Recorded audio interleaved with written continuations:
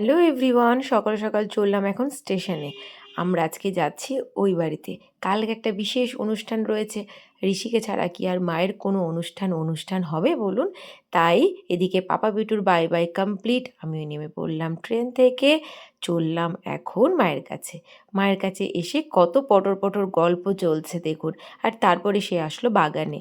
বাগানে আসার পরে সে বলে উঠলো বাগান নাকি পুরো এলোমেলো হয়ে রয়েছে, খুব বাজে অবস্থা।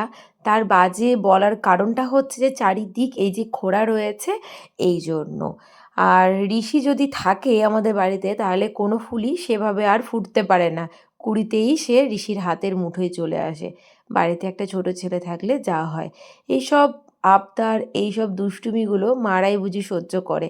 তাছাড়া আর কে সহ্য করবে বলুন?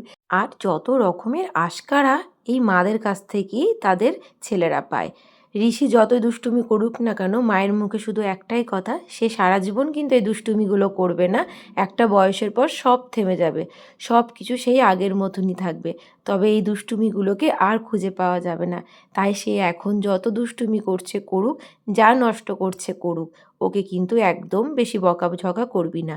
সব সময় বুঝিয়ে বলবি, যেটা মা করে। তবে মায়ের মতন ধৈর্য আমিও বুঝি ধরতে পারি না। আর যার জন্যই ঋষির সব থেকে প্রিয় মানুষ হচ্ছে তার মা, দাদা, আর ওই বাড়িতে হচ্ছে ঋষির পাপা। এই কজন মানুষ যে কত ধৈর্য ধরে ঋষিকে লালন পালন করছে শুধু তারাই জানে। মাঝে একটা বিস্তর টাইমের গ্যাপ, ঋষির ডিনারটা হাতে নিয়ে আপনাদের সঙ্গে দেখা করছি। তবে ঋষি এখনও ঘরে আসেনি, তার মাকে নিয়েই সে ঘরে আসবে।